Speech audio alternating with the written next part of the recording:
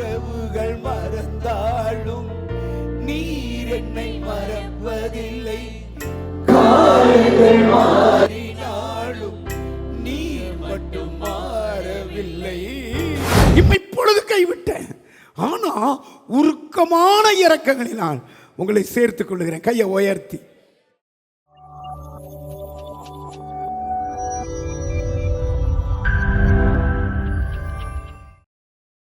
கலங்கின நேரங்களில் கை தூக்கி எடுத்தவரே, கண்ணீரின் பள்ளத்தாக்கில் என்னோடு இருப்பவரே, கலங்கின கைகளை உயர்த்தி கை தூக்கி எடுத்தவரே, கண்ணீரின் பள்ளத்தாக்கில் என்னோடு இருப்பவரே, உறவுகள் மறந்தாலும் நீர் என்னை மறப்பதில்லை. காலங்கள் மாறினாலும் நீர் மட்டும் மாறவில்லை. உறவுகள்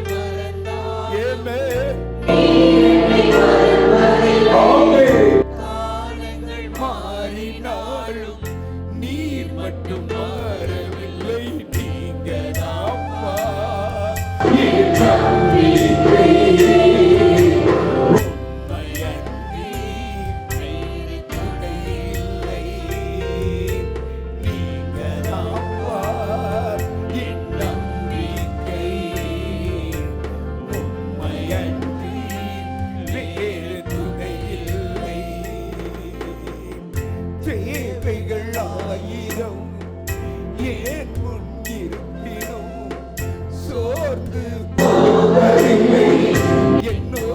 நீ இருக்க. தேவைகள் ஆயிரம்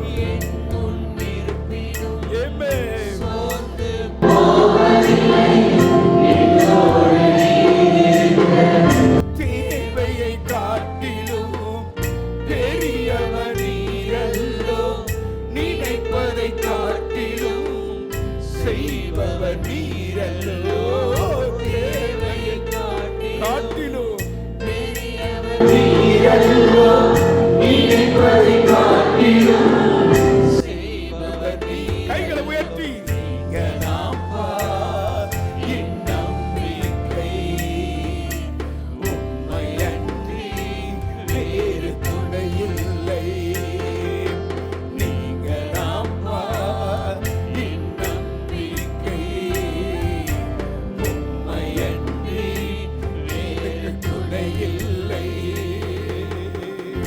மனிதனின் தூஷணையில் மனமடி படைவதில்லை.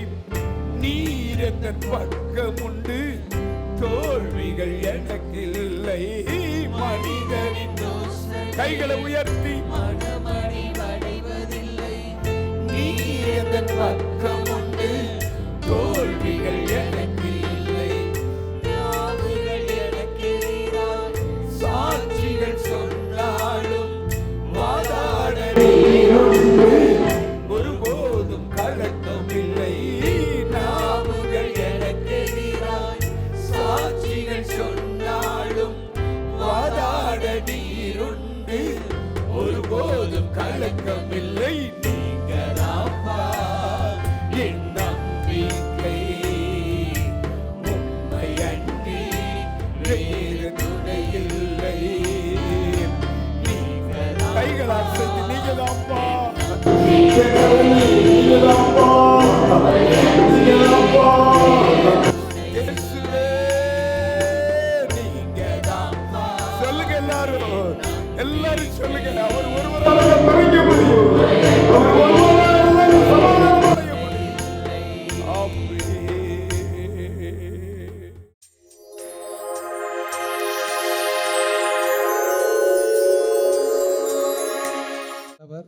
கடந்த வாரத்தில் அப்பாவுக்கு ஸ்ட்ரோக் வந்துருச்சு. நாங்கள்லாம் வேலைக்கு போயிருந்தோம். ஒரு 10 மணி போல் ஸ்ட்ரோக் வந்திருக்கு. சாப்பாடுக்கு வரும்போது ஒரு 2:30 மணிக்கு தான் நாங்கள் பார்த்தோம். அதுக்கப்புறம் ஹாஸ்பிட்டல் போகும்போது வயசாயிருச்சு, 5 மணி நேரம் கழித்து வந்திருக்கீங்க, 4-5 நாள் ஐசியூவில் வச்சதுக்கப்புறம் தான் சொல்ல முடியும் அப்படின்னு சொல்லிட்டாங்க. அப்போ நைட்டு வீட்டுக்கு வரும்போது ஆண்டவர் ஒரு வார்த்தை கொடுத்தாரு. பஞ்ச காலத்திலே மரணத்துக்கும் யுத்த நாளிலே பட்டயத்தின் வெட்டுக்கும் அவர் உன்னை மீட்பார்னு சொல்லிட்டு வார்த்தை கொடுத்தாரு. அந்த வார்த்தையை சொல்லி நாங்கள் ஜெபம் பண்ணோம். அடுத்த நாள் காலையிலேயே அவர் பேசிட்டார். ஒரே நாளில் நார்மல் வார்டுக்கு வர கிருபை செஞ்சார். 4-5 நாளில் டிஸ்சார்ஜ் ஆகி வீட்டுக்கு வர கிருபை செஞ்சார். ஹாஸ்பிட்டலுடைய தேவையெல்லாம் ஆண்டவரே சந்தித்தார். கர்த்தர் செய்த நன்மைகளுக்கு அவருக்கு நாங்கள் கோடி கோடி ஸ்தோத்திரங்களை எடுக்கிறோம். கர்த்தருக்கு ஸ்தோத்திரம். எனக்கு லாஸ்ட் மந்த் வந்து கேன்சர் இருக்குன்னு சொன்னாங்க. கர்ப்பப்பையே எடுக்கணும் அப்படின்னாங்க. வயசே 30 ஆச்சு, அதுக்குள்ளே கர்ப்பப்பை எடுக்கிறாங்களான்னு ரொம்ப கஷ்டமாக இருந்தது. 2 சின்ன சின்ன பொண்ணுங்க. என்னடா நம்ம லைஃப் இதோட அவ்வளோதானா அப்படின்னு நான் ஃபீல் பண்ணிவிட்டு ப்ரேயர் பண்ணிகிட்டு இருக்கும்போது ஆண்டவர் சொன்னார், நீ நம்பி போமா, உனக்கு ஒன்றும் இல்லைன்னு சொல்லுவாருன்னு சொல்லி எனக்கு ஒரு வசனம் வந்துச்சு.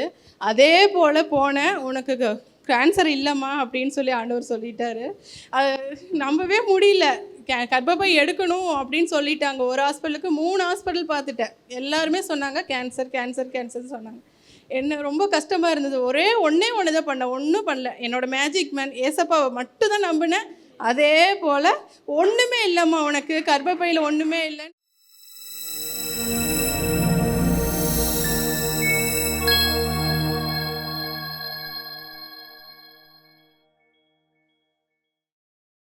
ஏசாயா எழுதின புஸ்தகம்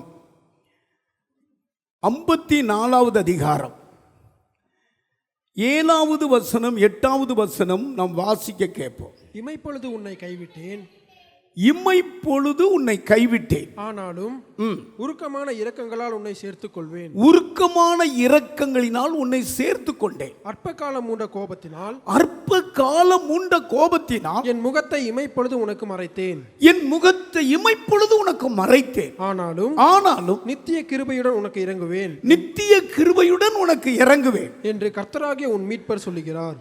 என்று கர்த்தராகிய உன் மீட்பர் சொல்லுகிறார். இஸ்ரவேல் ஜனங்களுடைய முகத்துல ஒரு வாடல், ஒரு கவலை, ஒரு சோர்வு, ஒரு ஏமாற்றம். அந்த நேரத்தில் தான் தேவன் சொல்லுகிறார், இமைப்பொழுது உன்னை கைவிட்டேன், ஆனால் உருக்கமான இரக்கங்களில் உன்னை சேர்த்து கொண்டேன். இமைப்பொழுது என் முகத்தை மறைத்தேன், ஆனால் நித்திய கிருபையுடன் உனக்கு இறங்கி இருக்கிறேன். கவனிக்கிறீங்களா? அந்த வசனத்தை பாருங்க. எனக்கு என்ன என் கூட பேசினார்னா, ஆமா, கைவிடப்பட்ட ஒரு கூட்டத்தை பார்த்து தேவன் சொன்னது போல என் கூட பேசினார். இந்த நேரங்களில் நீங்க ஏதோ கைவிடப்பட்டது போல நீங்க வந்திருக்கீங்களா?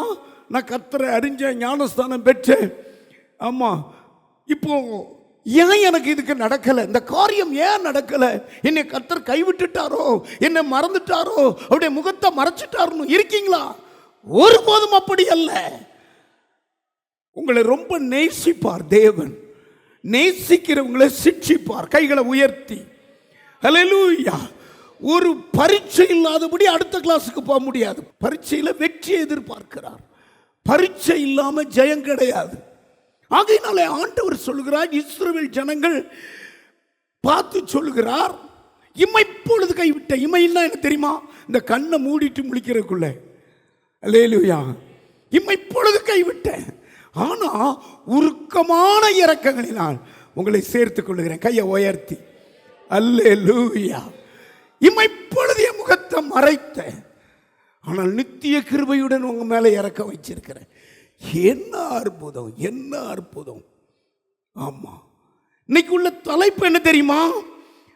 உருக்கமான இரக்கங்களில் நான் உன்னை சேர்த்து கொள்ளுகிற தேவன். அவர் கைகளை உயர்த்தி எல்லாரும் ஒரு அல்லேலூயா சொல்லுங்க. கைவிட்டுட்டாரோ, முகத்தை மறைச்சிட்டாரோ என்று கலங்கி வந்திருக்கிற, ஒரு விதமான சோர்வுல வந்திருக்கிற, ஒரு விதமான ஏமாற்றத்தில் வந்திருக்கிற, அவ்வளவுதான் அப்படி நினைச்சு வந்திருக்கிற, இல்ல, உருக்கமான இரக்கங்களினால் உன்னை சேர்த்துக் கொள்கிறேன். கையை உயர்த்தி. எப்ப கைவிடுவார் தெரியுமா? வருகையில தான். பாவத்தோடு வாழ்ந்தா கைவிட்டுருவார் சிலர்களை. 3 காரியத்தை சொல்றார். இயேசு பிரசங்கம் பண்ணும்போது சொன்னார், 2 பேர் வயல்ல வேலை பார்த்துக்கிட்டு இருப்பாங்க. ஒருவரை எடுத்துக்கொள்வான். ஒருவர், வயல்னா சபை, குடும்பத்தில் 2 பேர் ஆமா, இயந்திரம் அரைச்சிக்கிட்டு இருப்பாங்க. ஒருவரை எடுத்துக்கொள்வாங்க, ஒருவர் கைவிடப்படுவாங்க. படுக்கையில் 2 பேர் படுத்திருப்பாங்க, அது குடும்பம். ஒருவர் எடுத்துக்கொள்ளப்படும், ஒருவர். அதுக்கு பிறகு மீட்பு கிடையாது. 666வது நம்பர் குத்தப்படும். ஒன்னு இரத்த சாட்சியாய் மாறணும், இல்லைன்னா நரகத்துக்கு போகணும். ஆனா இப்போ ஜனங்களை பார்த்து சொல்றார், இமைப்பொழுது லேசா உன்னை சோதிச்சு பார்த்தேன், லேசா நீ எப்படி நிப்ப அப்படின்னு பார்த்தேன். ஆனா உன் முகம் வாடி இருக்குது, உன் முகம் கலங்கி இருக்குது, உன் முகத்தில் சந்தோஷம் இல்லை. ஆமா, நீ ஒரு ஏமாற்றத்தோடு இருக்கிறியா? இப்போ ஆண்டவர் சொல்றாரு, உருக்கமான இரக்கங்களினால் உன்னை சேர்த்துக் கொள்கிறேன். கைகளை உயர்த்தி அல்லேலூயா, அல்லேலூயா. ஆமா, அருமையானவர்களே, நம்முடைய ஆண்டவராகிய இயேசு போல உருக்கமுள்ள தெய்வம் யாரையும் பார்க்க முடியாது, யாரையும் பார்க்க முடியாது. குஷ்டரோகியை தொட்டா தீட்டு, அவனை ஊருக்குள்ள வரக்கூடாது. மரணத்தில் மரிச்ச பிரேதத்துக்கிட்ட போனா தீட்டு. ஆண்டவராகிய இயேசு கிறிஸ்து அவருடைய முழு இரக்கமே உருக்கமுள்ள தெய்வம். அவர் அந்த உருக்கத்தோடு ஃபர்ஸ்ட் உருகுவார். ஏன்னா அந்த உருக்கம் அவருக்கு தான் தெரியும். என் பிள்ளைகளை நான் படைச்சிருக்கிறேனே, என் பிள்ளைகளுக்கு நான் கைவிட்டுட்டா என் பிள்ளைகள் எங்க போவாங்க? ஆகாயத்து பட்சிகள், ஊரும் பிராணிகள், கடல்ல இருக்கிற ஜீவனெல்லாம் போஷிக்கிறார். ஆனா அது அவரை நினைக்குது. ஆண்டவர் கொடுக்கிறார், நோக்கி பார்க்கும்போது கொடுக்கிறார். முகத்தை மறைச்சிட்டார்னா திகச்சு போதாமா, அடுத்த வசனம் மாண்டு போதாமா. அந்த வசனத்தை படிங்க. 29வது வசனம், 104ஆம் சங்கீதம் 29. நீர் உமது முகத்தை மறைக்க, நீர் உம்முடைய முகத்தை மறைக்க திகைக்கும், அவர் திகைக்கும். நீர் அவைகளின் சுவாசத்தை வாங்கிக் கொள்ள அவைகள் மாண்டு. மிருகங்களை குறித்து எழுதியிருக்கிறது எல்லாம் அழகா உடுத்து வைக்கிறார், அழகா போசிக்கிறார். முகத்தை ஒரு நிமிடம் மறைச்சிட்டா அது திகைச்சு நிற்கும். அது போலதான் என் பிள்ளை திகைச்சு நிற்குதே, என் பிள்ளையினுடைய முகம் சோர்ந்து இருக்குதே, வாழ்க்கை அவ்வளவுதான் அப்படின்னு இருக்குதா? இல்ல, உருக்கமான இரக்கங்களினால் நான் சேர்த்து கொள்ளுகிறேன். என்ன அமைதியா இருக்கீங்க? அல்லேலூயா. உருக்கமான இரக்கம். இரக்கம்னாலே அது இயேசு கிட்ட தான் இருக்குது. அந்த இரக்கம் ஒரு நாள் கையை நீட்டி குற்றம் சாட்ட மாட்டார். நம்ம தெய்வம் காட்டி கொடுத்தவனை கூட குற்றம் சாட்ட மாட்டார். சிநேகிதனே முத்தமிட்டா காட்டி கொடுக்கிறேன்னாரு. பிசாசு பேதுருவை சுளவுல போட்டு புடைக்கிறதற்கு உத்தரவு கேட்கிறான். பேதுருவை பார்த்து சொல்றேன், மறுதளிச்சு வந்தான், ஆனாலும் நீ உன் விசுவாசம் ஒளிந்து போகாதபடி உனக்காக ஜெபம் பண்ணுங்கிறார். கையை உயர்த்தி. எவ்வளவு நல்ல தெய்வம், எவ்வளவு நல்ல தெய்வம். அவர் மனதுருக்கம் உள்ள தெய்வம். கவுனிங்க, நாயனூர் விதவை அந்த ஊருக்குள்ள போறார். இப்படி நாயனூருக்கு ஊருக்கு போனாரு. அங்கு ஒரே மகன், அவ்வளோ கைம்பெண்ண விதவையா இருக்கிறா. அந்த ஊரார் வெகு ஜனங்கள் அடக்கம் பண்ண பாடையில கொண்டு போறாங்க. ஆனா வேதம் சொல்லுகிறது ஒருவருக்கு இல்லாத இரக்கம், தொட்டா தீட்டு. இவருக்குள்ள அவ்வளவு இரக்கம் பொங்கி வழியுது. வேதம் சொல்லுகிறது மனதுருகினார், கிட்ட வந்தார், அழாதேன்னு சொல்லி பாடையை தொட்டார். பிழைச்சிட்டாயா, உயிரோடு எந்திரிச்சிட்டான். ஹல்லேலூயா, ஹல்லேலூயா. ஒருவன் எருசலேம்ல இருக்கு எரிகோக்கு போறான், கல்லர் கையில மாட்டிக்கிட்டான், வஸ்திரம் எல்லாம் உறிஞ்சி புற்றூரா கிடக்குறான். கொஞ்சம் தண்ணி கொடுத்தா பிழைச்சிக்கிடுவான். கவனிங்க, மனுஷன் எப்படி இருக்காங்க. ஆசாரியன் பார்க்கிறான், பக்கமாய் விலகி போறான். லேவியன் பார்க்கிறான், பக்கமா. இன்னும் ஒருவருக்கு பார்த்த உடனே உருக்கம் அப்படி பொங்குது. அப்படி கண்டார், மனதுருகினார், கிட்ட வந்தார், காயம் கட்டினார், திராட்சரசம் வார்த்தார், வாகனத்தில் ஏத்தினார், சத்திரத்தில் கொண்டு விட்டார், 2 காசும் கொடுத்தார். அவர் தான் இயேசு. கையை உயர்த்தி எல்லாரும் ஒரு அல்லேலூயா சொல்லுங்க. ஹல்லேலூயா. இயேசு மனதுருக்கம். இன்னைக்கு அதே மனதுருக்கத்தோடு வசனம் சொல்றேன், கவனிங்க. இமைப்பொழுதுதான் அவங்களை கைவிட்டேன், ஆனாலும் உருக்கமான இரக்கங்களினால் உன்னை சேர்த்து கொண்டேன். இமைப்பொழுது என் முகத்தை மறைத்தேன். நித்திய கிருபையினால் உங்களை சேர்த்து கொண்ட கைகளை உயர்த்தி அல்லேலூயா. ஆமா, குஷ்டரோகி தொடவே கூடாது அவனை. ஆனா ஆண்டவரே உமக்கு சித்தம் இருந்தா என்னை சுத்தமாக்கும். அந்த வசனம் சொல்லுது, அவர் தொட்டு சுகம் கொடுத்தார். மனதுருகி குஷ்டரோகியை தொட்டாராம். அல்லேலூயா. ஆமா, அதே மனதுருக்கம் இந்த சபைக்குள்ள ஆண்டவர் மனதுருகி உன்கிட்ட இருக்கிறார். கைவிட்டேன்னு நினைச்சியோ, என் முகத்தை மறைச்சிட்டேன்னு நினைச்சியோ, இல்லை, உருக்கமான இரத்தினால நான் உன்கிட்ட வந்திருக்கிறேன். நித்திய கிருபையினால உன்கிட்ட வந்திருக்கிறேன். நான் உன்னை சேர்த்து கொள்கிற தேவன், நான் உன்னை சேர்த்து கொள்கிற தேவன். வியாதிஸ்தர்களை கண்டு மனதுருகினார். மெய்ப்பனில்லாத ஆடுகளை பார்த்து மனதுருகினார். ஒரு சபையிலே சேர்க்கணுமே, மந்தையிலே சேர்க்கணுமே. ஆண்டவருடைய இரக்கத்தை பாருங்க. ஆமா, இன்னைக்கு இந்த உலகம் என்ன தெரியுமா?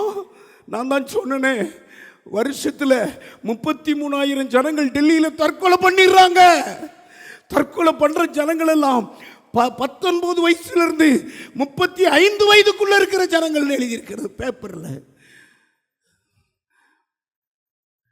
சென்னையில வருஷத்துக்கு 26,000 ஜனங்கள் தற்கொலை பண்றாங்க. 19 வயசுல இருந்து 35 வயசுக்குள்ள. ஏன்? இனி வாழ வழி இல்லை. அவ்வளவுதான் எங்க வாழ்க்கை முடிஞ்சிட்டு. உங்களை என்னையும் பார்த்து சொல்றார், நீ அவங்க அல்ல, உன்னை சேர்த்து கொள்ளுகிறதுக்கு நான் இருக்கிறேன். நீ ரட்சிக்கப்பட்டவா, நீ என்னுடைய இரத்தத்தினால் கழுவப்பட்டவா, உன்னை மீட்டு கொடுத்து வாங்கியிருக்கிறேன். ஆமா, அல்லேலூயா. உன்னை நான் சபையில சேர்ப்பேன், சத்திரத்தில் சேர்ப்பேன். உருக்கமான இரக்கம் வழிந்தோடு உன் குடும்பத்தில் என்னுடைய இரக்கத்தை உன் வாலிப மகன் மேலே வைப்பேன், உன் கணவனார் மேலே வைப்பேன், உன் வாலிப பிள்ளை மேலே வைப்பேன். இரக்கம், ஆமா, வழிந்தோடும். இன்னைக்கு உருக்கமான இரக்கங்களால் உங்களை சேர்த்துக் கொள்வார். ஆண்டவர் என்னை கைவிட்டுட்டாரோ, விட்டு விலகிட்டாரோ என்று நீங்க வந்திருக்கீங்களா? ஆவியானவர் எனக்கு சொல்லுகிறார், இமைப்பொழுது உன்னை கைவிட்டேன், உருக்கமான இரக்கங்களை உன்னை சேர்த்துக் கொள்வேன். இமைப்பொழுது என் முகத்தை மறைத்தேன், நீ நித்திய கிருபையோடு வந்து உன்னை சேர்த்துக் கொள்வேன். ஆமா, ஒருபோதும் ஒரு நாளும் ஒரு நொடி பொழுது கூட கர்த்தர் நம்மளை கைவிட மாட்டார். கொஞ்சம் நம்மளை சோதிப்பார், அவ்வளவுதான். நமக்கு ஜெயம் தர, கிருபை தர, ஆசீர்வதிக்க கொஞ்சம் இப்படி சோதிச்சு பார்ப்பார். ஆனா சுத்த பொண்ணா நீங்க நீங்களும் விளங்கணும். கையை உயர்த்தி. ஃபர்ஸ்ட் கைவிடுறது மாதிரி தெரிஞ்சது, ஆனால் கைவிடவில்லை. தட்டி எழுப்பி ஆகாரம் கொடுத்து எலியாவை 40 நாள் அவர் கொடுத்த போஜனத்தில் ஒரே மலை வரைக்கும் போனான். வசனத்தை வாசிப்போம். எலியா மேல கைவிடுகிறது போல இருந்தது, ஆனாலும் உருக்கமான இரக்கங்களால் எலியாவை சேர்த்து கொண்டார். 19வது 1 ராஜாக்கள் எழுதின புஸ்தகம் 19வது அதிகாரம் 3வது வசனத்திலிருந்து வாசிக்க கேட்போம். அவனுக்கு அது தெரிந்தபோது எழுந்து, அவனுக்கு அது தெரிந்தபோது எழுந்து தன் பிராணனை காக்க யூதாவை சேர்ந்த பெர்சேபாவுக்கு புறப்பட்டு போய் தன் வேலைக்காரனை அங்கு நிறுத்திவிட்டான். வனாந்தரத்தில் ஒரு நாள் பிரயாணமாய் போய் ஒரு சூறை செடியின் கீழ் உட்கார்ந்து தான் சாக வேண்டும் என்று கூறி போதும் கர்த்தாவே என் ஆத்துமாவை எடுத்துக்கொள்ளும், நான் என் பிதாக்களை பார்க்கிலும் நல்லவன் அல்ல என்று சொல்லி ஒரு சூறை செடியின் கீழ் படுத்துக்கொண்டு நித்திரை பண்ணினான். கவனிங்க, இவனுக்குள்ள திடீர்னு ஒரு நடந்த சம்பவம். யேசபேல் ஆகாப்பினுடைய மனைவி, ஆகாப்பு சாப்பிட்டுக்கிட்டு இருக்கும்போது சொல்றாரு, இப்போ ஒரு தீர்க்கதரிசி வந்திருக்கிறார், பாகால் தீர்க்கதரிசி எல்லாம் அழிக்கிறார், பாகாலின் பீடத்தெல்லாம் பலிபீடத்தெல்லாம் இடிச்சு போடுறாரு. ஒரு மனுஷன் இருக்கிறான், என்ன பண்ணன்னு தெரியல. உடனே யேசபேல் சொல்றா, என்கிட்ட விட்டுரும், அவனை நான் க்ளோஸ் பண்ணிடுறேன். எலியா என் காலுக்கு தூசி, எலியாவை எங்க இருந்தாலும் கண்டா பிடிச்சி அவனை நான் கொலை செய்யணும், தேடு. ராணி கட்டளை போட்டா. இது எலியாவுக்கு தெரிஞ்சது. எலியா பாருங்க, ஒரு வல்லமையான தேவ மனுஷன். கையை உயர்த்தி பாவங்களை அப்படி எச்சரிக்கிறவர். என் வார்த்தையின்படி மழையும் பெய்யாது என்று ஆண்டவரால் கொண்டு வந்த மனுஷன். எலியா பேர் எந்த பேர்னு அம்மா அப்பா பேரே இல்லை, திஸ்பினாகிய எலியான் இருக்குது. எச்சரிக்கும்படி கர்த்தர் அவனை எழுப்பினார். ஆனா அவர் எச்சரிப்பார். எல்லாரும் பார்க்க 18வது அதிகாரத்தில், அடுத்த அதிகாரத்தில் அக்னி வந்து பழிய பட்சித்தது. ஒரு நிமிஷத்தில் கர்த்தர் தான் தெய்வம், கர்த்தர் தான் தெய்வம் என்று ஆண்டவர் பக்கமாய் சேர்ந்துட்டாங்க. கையை உயர்த்தி. ஏசபேலுக்கு பயங்கர போராட்டம். உனக்கு கொலை செஞ்சினும்பா, எலியாவை கூட்டிட்டு தூக்கிட்டு வாங்க அப்படின்ட்டாப்ல. கேள்விப்பட்டவன மனுஷன் தானே. ஆமாம், அந்த வேலைக்காரனை அந்த பெயர்சேபா மறைக்கும் அங்கே நிற்க வச்சுட்டு இவர் ஒரு நாள் பிரயாணம் போகிறாரு. போய் ஒரு சூரச்செடியின் கீழே போய் படுத்துட்டு, எனக்கு சாவு வரட்டும், ஏசபேல் கையினால் நான் சாகிறத விட உங்கள் கையில் நான் சாகிறேன், என்னைய கைவிட்டுட்டீங்க. இவருக்கே சொல்கிறார் நினைவு. ஆமாம், போதும் கர்த்தாவே, நான் வாழ்ந்தது போதும், ஊழியம் செஞ்சது போதும், உமக்காக நான் நின்றது போதும், இப்போ எனக்கு மரணம் வரட்டும். கவனிங்க, இந்த நேரம்தான் கைவிட்ட நேரம் மாதிரி தெரியுது. பக்கத்தில் பார்த்து சொல்லுங்க, இந்த வாயில் அறிக்கை பண்ணார்லவா, அல்லேலூயா, அறிக்கை பண்ணுற நேரம் கைவிட்ட நேரம் மாதிரி தெரியுது. போதும் போதும், எனக்கு சாவு வரட்டும், என் பிதாக்களை பார்க்க நல்லவன் அல்ல நான் தூங்குறாரு. கவனிங்க, உருக்கமான இரக்கத்தினால் சேர்த்து கொள்ளுகிற தகப்பன் ஒரு தூதனை அனுப்புகிறாரு. அப்படி தட்டி பார்க்குறாரு. தணலில் சுடப்பட்ட அடையும் செம்புல தண்ணீரும் இருக்குது. சாப்பிட்டுட்டு மறுபடியும் படுத்துட்டாரு. மறுபடியும் 2ஆம் தரமாக தட்டுறாரு. தட்டி சொல்கிறாரு, நீ நடக்க வேண்டிய தூரம் வெகு தூரம். அல்ல 7வது வசனம் வாசிங்க. 7வது வசனம். கர்த்தருடைய தூதன் திரும்ப 2ஆம் தரம் வந்து அவனை தட்டி எழுப்பி எழுந்திரு, போஜனம் பண்ணு, நீ பண்ண வேண்டிய பிரயாணம் வெகு தூரம் என்றார். அடுத்து, அப்பொழுது அவன் எழுந்திருந்து புசித்து குடித்து தன் போஜனத்தின் பலத்தினால் 40 நாள் இரவு பகல் ஓரை பெண்ணும் தேவனுடைய பர்வதத்தை மட்டும் நடந்து போனான். ஒரு ஆகாரம், பரலோக ஆகாரத்தை சாப்பிட்டாரு. அதுக்கடுத்து சாப்பிட்டாருன்னு தெரியல. 40 நாள் இரவும் பகலும் நடந்தான். ஆமா, பர்வதம் வரைக்கும் நடந்தான், கைகளை உயர்த்தி. கர்த்தருடைய பலன் வந்துட்டு பாருங்க. கைவிட்டுட்டாரா? நாங்கள் ஏசபேல் நினைச்சோம் எங்கேயாவது செத்து கிடப்பான், எலும்பு கூட கிடப்பான், ஒளிஞ்சிட்டான், பிள்ளையாண்ட ஒரு நாள் அவனை பார்க்கல, ஒளிஞ்சிட்டான் கொண்டாட்டம் நடந்திருக்கும். இல்லை, அவனை மறுபடி பயங்கரமான ஊழியக்காரனாக, அநேகரை அபிஷேகம் பண்ணுகிற ஊழியக்காரனாக கர்த்தர் மாற்றினார். என்ன அமைதியா இருக்கீங்க? உலகம் அப்படித்தான் நினைக்கி இவன் கர்த்தர்னு போனா, இப்போ பாரு, பிள்ளைக்கு அம்மா வியாதி வந்திருக்கு, நம்மகிட்ட தான் வருவா. கர்த்தர்னு போனா இவனுக்கு நோய் வந்துட்டு. இல்லை அருமையானவர்களே, இந்த இடத்துல நீங்க நிக்கணும். ஒரு மனதுருக்கம் உள்ள ஒரு தெய்வம் இருக்கிறார். உன்னை தட்டி எழுப்பி எந்த காரியத்தில் சோர்ந்திருக்கிறியோ அதை சரிப்படுத்திடுவாரு, ஒரு பலன் தந்துருவாரு. உருக்கமான இரக்கங்கள் அவனை சேர்த்துக் கொள்வார். இரக்கமுள்ள தேவன் உன்னை கவர்ந்து கொண்டிருக்கிறார், ஒரு அரவணைத்திருக்கிறார். சாதாரண தேவன் அல்ல. உனக்கு வியாதி வந்தா சிரித்து பார்க்கிற தேவன் அல்ல. ஆமா, அவர் உருக்கத்தோடு இறங்கி உன்னை தட்டி எழுப்பி ஆகாரம் கொடுப்பார். இந்த தூதர்னு வர்ற இடத்துலலாம் இயேசுவை தான் நான் பார்க்குறேன். கவனிங்க, சீசர்கள் எல்லாரும் மறுதளிச்சு பேதுரு பேச்சை கேட்டு மீன் பிடிக்க போயிட்டாங்க. இவருக்கு தூக்கமே வரமாட்டுக்கு, மனதிற்கும் ஐயோ அந்த பிள்ளைகள் சாப்பிட்டுச்சா என்னன்னு தெரியல, பின்வாங்கி போயிட்டாங்களேன்னு. இவர் அதிகாலையில் ஆமாம் தணலினால் சுடப்பட்ட மீனையும் அப்பத்தையும் கொண்டு போய் மீன் பிடிச்சிக்கிட்டு கேட்குறாரு. பிள்ளைகளேங்கிறாரு. ஒன்றுமே சொல்லலை, பேரெல்லாம் சொல்லலை. சாப்பிட்றதுக்கு ஏதாவது இருக்காங்காரு, ஒன்றுமில்லை அப்படிங்கிறாங்க. பேதுரு வஸ்திரம் இல்லாதற்கு கண்டு கடலிலே குதித்தான் இருக்கிறது. ஆண்டவர் ஒரு வார்த்தை சொன்ன, வலது பக்கமாக வளைய போடுங்க, மீன் கிடைக்கும். போட்ட உடனே இழுக்க முடியாதபடி 153 பெரிய மீன். இப்போ தான் தெரிஞ்சது, ஒரு நாள் ஆழத்தில் தள்ளி கொண்டு போய் வளைய போடுன்னு சொன்னார் இயேசு. அவர் தான் நம்மளை தேடி வந்துட்டார். இப்போ சொல்கிறாரு, பிள்ளைகளை வாங்க, ஆமாம் நான் உங்களுக்கு போஜனம் கொடுக்கங்கிறார். கையை உயர்த்தி. நம்முடைய ஆண்டவர் கர்த்தருடைய பிள்ளைகளை மனதுருகி நிரப்புவாருங்க. ஆமாம், நிரப்புவார். பண்டக சாலை, அரிசி பானை, பருப்பு பானை நிரப்புவார் ஆண்டவர். ஆகாரம் குறைவு இருக்காது. ஹல்லேலூயா. அவர் மனதுருகுனா அவன் வீட்டில் ஆகாரம் குறைவே இருக்காது. ஆமா, நீதிமான் கைவிடப்பட்டதையும் அவன் சந்ததி அப்பத்துக்கு இறறி திரண்டதையும் கண்கள் கண்டதில்லைங்கிறார். ஆமா, நிரம்பி வழியை மீதி எடுக்க வைப்பார். நினைச்சாங்க எலியா எலும்பு கூட கிடப்பான்னு, இல்லை, மனதுருக்கம் அவன் மேலே வந்த உடனே பெரிய ஊழியத்தை கர்த்தர் நிறைவேற்றினா. தேவனுடைய மனதிற்கு உங்கள் மேலே வரப்போகுது. உங்களை கொண்டு பெரிய காரியம் செய்ய போகிறார். ரெண்டாவது ஒரு மனதுருக்கத்தை கர்த்தர் அந்த குடும்பத்தின் மேலே வைத்தார். அவ்வளவுதான். அந்த குடும்பம் தான் மரியாள், மார்த்தாள், லாசரு. பெத்தானியா என்ற அந்த கிராமத்தில் ஒரே ஒரு குடும்பம் தான் கர்த்தரை நேசிக்கிற குடும்பம், இயேசு கிறிஸ்து வந்துட்டு போன குடும்பம். அந்த குடும்பத்தில் லாசரு என்கிறவர் வியாதிப்பட்டார்.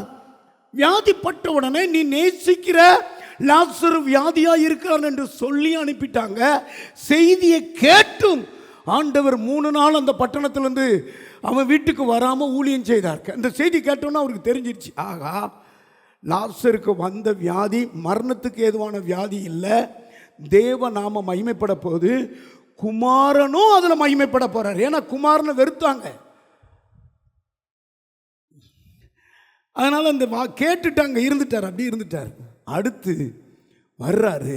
அந்த வசனம் வாசிங்க, 40, அந்த யோவான் எழுதின புஸ்தகம் 11வது அதிகாரம் 32வது வசனத்தில், இயேசு இருந்த இடத்தில் மரியாள் வந்து அவரை கண்டவுடனே அவர் பாதத்தில் விழுந்து ஆண்டவரே நீர் இங்கே இருந்தீரானால் என் சகோதரன் மரித்திருக்க மாட்டான் என்றால். பாருங்க, இது கைவிடப்பட்ட நேரம். கவனிக்கிறீங்களா? கைவிடப்பட்டது போல. ஆமா, இனி என்ன அவன் 3-4 நாள் ஆகிட்டு மக்கியிருப்பான், அது நாத்தம் எடுக்கும் அப்படின்னாங்க. கவனிக்கிறீங்களா? ஆண்டவர் என்கிட்ட பேசினார். நான் மனதுருக்கம் உள்ள தெய்வம். கைகளை உயர்த்தி அந்த கிராமம், பெத்தானியா கிராமத்தில், இவன் தச்ச மகன் தானே, இவன் மரியாள் குழந்தைன்னு அற்பமாக நினச்சாங்க. இவன் மீன் பிடிக்கிறவன் தானே, அறிவு கிருவி எது இருக்காது, இவன் தச்சன் தானே நினச்சாங்க. அங்கு ஒரு பெரிய மகிமை உண்டாக்க ஆண்டவர் நினைச்சார். வீட்டுக்கு வந்தார். லாசரு இறந்தவுடனே கண்ணீர் விட்டார், கலங்கினார், ஆவியில கலங்கினார். இயேசு கண்ணீர் விட்டார். அதான் வேதம் சொல்லுகிறது, கல்யாண வீட்டுக்கு போகிறதை பார்க்கல, நீங்க துக்க வீட்டுக்கு போங்க. ஒரு மனுஷனுடைய முடிவு அங்கு வெளிப்படும். கையை உயர்த்தி. ஆமா, துக்க வீடுனா நீங்க கட்டாயமா போயிடணும். மரண வீட்டில் போய் கை பிடிச்சு அவங்கள ஆறுதல் படுத்தணும். இயேசு பாருங்க, 4 நாள் கழிச்சு வாராரு. வந்த உடனே அழுகிறாரு, ஆவியில கலங்குறாரு. அதெல்லாம் கேட்டுட்டு, சரி எங்க வச்சிருக்கீங்க? அந்த கல்லறையை காட்டுறாங்க.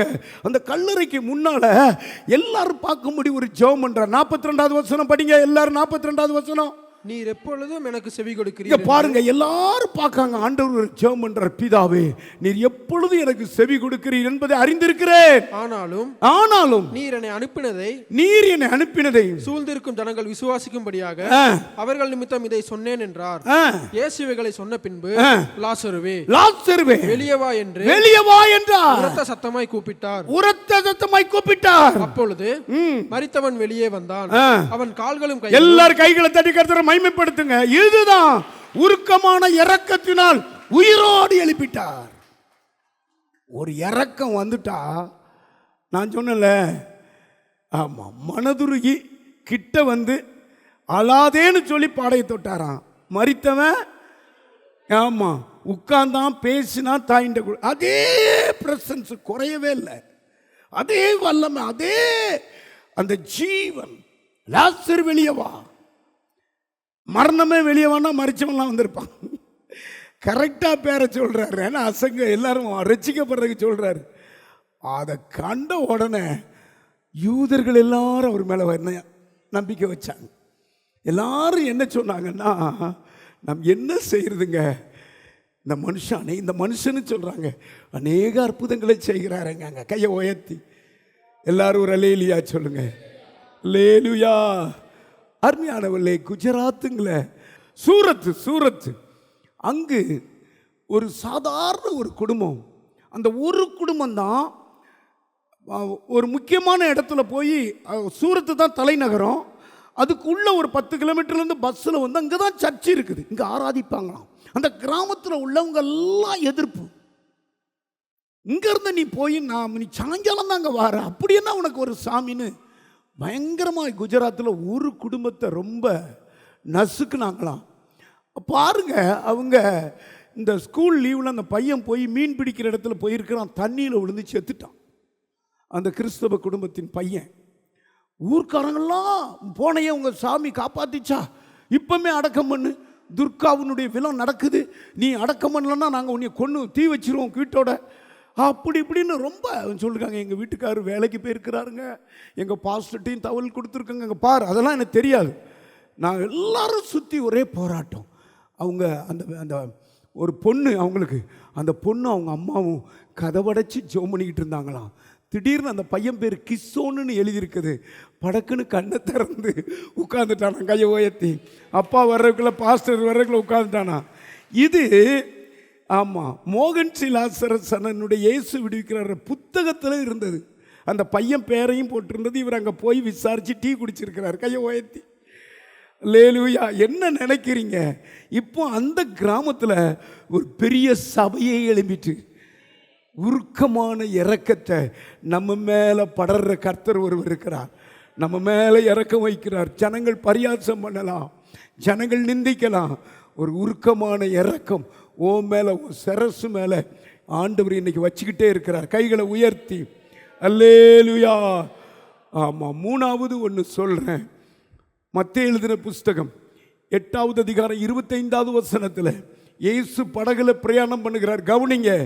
அப்பொழுது கவனிங்க, இயேசு நித்திரையா இருக்கிறார்.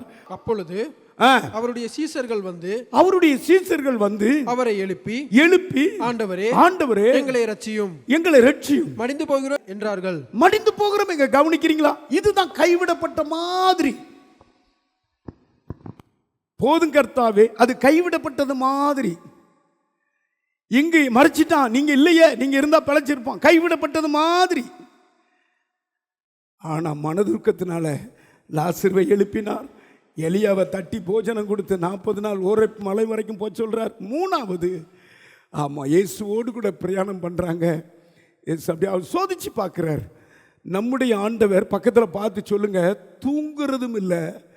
இஸ்ரவேலை காக்கிற, உச்சரிங்க, வாயில அவை உச்சரிங்க, இஸ்ரவேலை காக்கிற தேவன் தூங்குவதும் இல்லை, உறங்குவதும் இல்லை. இங்கு ஒரு ஒரு நேசத்தை காட்டுறார், ஒரு சிச்சையை காட்டுறார். அப்படியே அவர் தூங்குறாரு. ஆண்டவரை தூங்க விட்டுறக்கூடாது. கவனிக்கிறீங்களா? உடனே புயலும் காற்றும் கொதி வந்துருச்சு, கடல் மேலே அழிஞ்சு போகிற மாதிரி.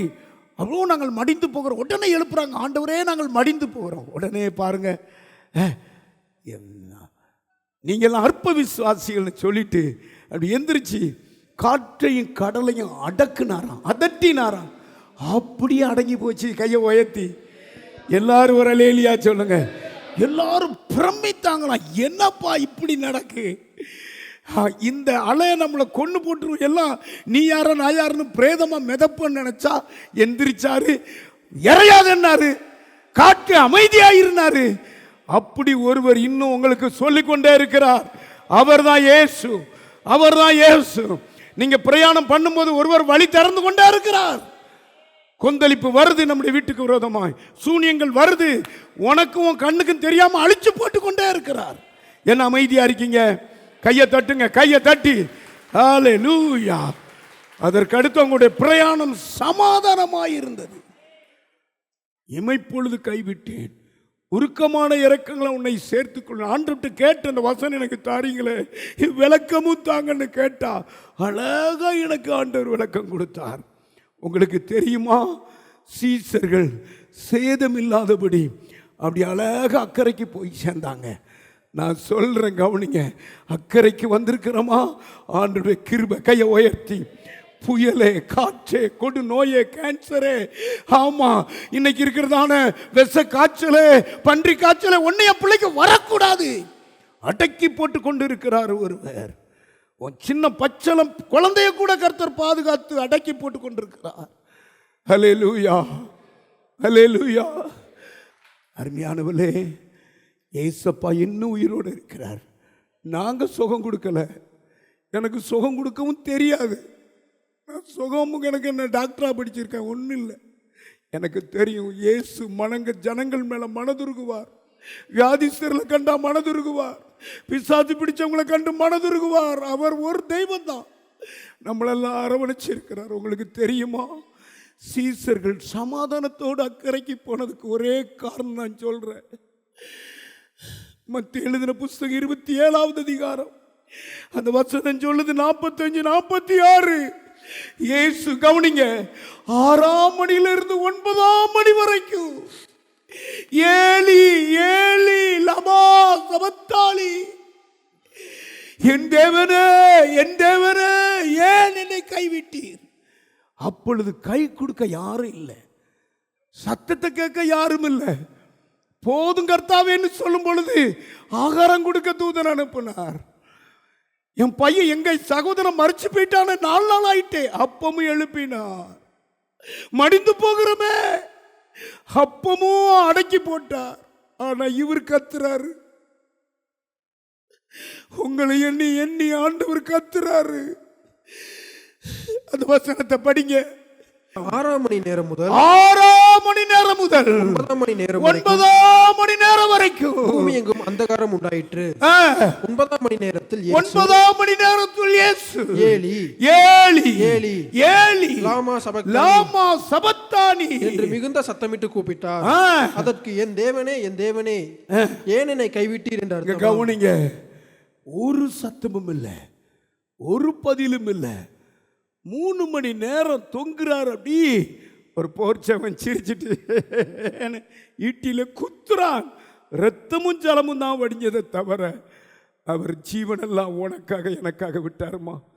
நீ வாழும்படி, அவருடைய மனதுருக்கம் எல்லாம் அவன் குடும்பத்தில் பாயும்படி, நீர் ஆண்டவருக்காக வாழும்படி அவர் உனக்காகத்தான் ஜீவன் விட்டார். உனக்கு கை கொடுக்கும்படி அவருடைய கை சிலுவையிலே அடிக்கப்பட்டு. எல்லாரும் எந்திரிங்க, எல்லாரும் எந்திரிங்க. அந்த நேசரை பாருங்க, இவ்வளவு வாழ்வுக்கு காரணம் இயேசு ஒருவர். உனக்கு கை கொடுத்தாரு, உன் பிள்ளைகளுக்கு வந்த வியாதி நீக்கினாரு, உன் பிள்ளைகளை கட்டந்த பக்கம் கொண்டு வந்தாரு. எவ்வளவு நல்லவர், எவ்வளவு வசதி வாய்ப்புகளை கொடுத்திருக்கிறா. உன்னோட அதிக சம்பளம் வாங்குறவங்களை பாரு, குடிகாரனா கிடக்கிறாயா, வேச்சிக்கல்லனா கிடக்கிறாயா, சூதாடிக்கிட்டு இருக்கிறாயா. உங்க கணவனை ரட்சிக்கப்பட்டு கர்த்தர் பாதத்தில் நிற்கிறாரு. ஆண்டவர் உருக்கமான இறக்க உங்களை சேர்த்துக் கொண்டார். அன்பார்ந்தவர்களே, ஒவ்வொரு ஞாயிற்றுக்கிழமையும் ஏராளமான ஜனங்கள் நமது ஆலயத்திற்கு வந்து விடுதலை, சுகம், ஆசிர்வாதம் மற்றும் சமாதானம் பெற்று செல்கின்றனர். நமது சபையின் ஆராதனை நேரங்கள்: ஒவ்வொரு ஞாயிற்றுக்கிழமை தோறும் 1ஆம் ஆராதனை அதிகாலை 5 மணிக்கும், 2ஆம் ஆராதனை காலை 7 மணிக்கும், 3ஆம் ஆராதனை காலை 9 மணிக்கும், 4ஆம் ஆராதனை மாலை 6:30 மணிக்கும் நடைபெறும். முதல் 3 ஆராதனைகளையும் நீங்கள் நேரடியாக சபையின் யூடியூப் வலைதளத்தில் உள்ள IPHH கிணத்துக்கடவு சேனலில் உலகத்தின் அனைத்து பகுதிகளிலும் இருந்து பார்த்து பயனடையலாம். சிறுவர்களுக்கான ஓய்வு நாள் பள்ளி 1ஆம் ஆராதனையில் காலை 6 மணிக்கும், 2ஆம் ஆராதனையில் காலை 8 மணிக்கும், 3ஆம் ஆராதனையில் காலை 10 மணிக்கும் நடைபெறும். வாலிபர் கூடுகை ஒவ்வொரு மாதமும் முதல் ஞாயிற்றுக்கிழமை அன்று காலை 9 மணிக்கு வாலிபர்களுக்கான விசேஷித்த கூடுகை நடைபெறும். எண்ணெய் பூசி சுகமளிக்கும் வாக்குத்தத்த ஆராதனை ஒவ்வொரு மாதத்தின் 1ஆம் தேதி அதிகாலை 5 மணிக்கும் காலை 10 மணிக்கும் நடைபெறும். கட்டுகளை அவிழ்க்கும் உபவாச ஜெபம் ஒவ்வொரு மாதமும் 3ஆம் வெள்ளிக்கிழமை காலை 10 மணிக்கு நடைபெறும். இதில் ஒவ்வொருவருக்காக தனிப்பட்ட முறையில் பிரார்த்தனை ஏறெடுக்கப்படும். விடுதலை உபவாச ஜெபம் ஒவ்வொரு மாதமும் கடைசி சனிக்கிழமை அன்று காலை 10 மணிக்கு நம் தேசத்திற்காக பாரத்தோடு ஜெபங்கள் ஏறெடுக்கப்படும். ஒவ்வொரு வியாழக்கிழமை தோறும் ஆண்களுக்கான ஜெப கூடுகை புதிய ஆலயத்திலும், பெண்களுக்கான ஜெப கூடுகை பழைய ஆலயத்திலும் மாலை 7 மணிக்கு நடைபெறும். ஒவ்வொரு புதன்கிழமை அன்றும் வாலிப சகோதரர்களுக்கான ஜெப கூடுகை மாலை 7 மணிக்கு நடைபெறும். ஒவ்வொரு ஞாயிற்றுக்கிழமை அன்று வாலிப சகோதரிகளுக்கான ஜெப கூடுகை மாலை 5 மணிக்கு ஜூம் மீட்டிங்கில் நடைபெறும். நமது சபையில் தினமும் காலை 10 மணி முதல் 2 மணி வரை சபைக்காகவும் தேசத்திற்காகவும் ஜெபங்கள் ஏறெடுக்கப்படும். இக்கூட்டங்களில் கலந்து கொண்டு தேவ ஆசிர்வாதம் பெற யாவரையும் அன்புடன் அழைக்கிறோம். எங்களது முகவரி: IPA ஜெப ஆலயம், சர்வம் தியேட்டர் பின்புறம், பொள்ளாச்சி மெயின் ரோட், கிணத்துக்கடவு, 642109. ஜெப உதவிக்கு 9443435618, 9488873284.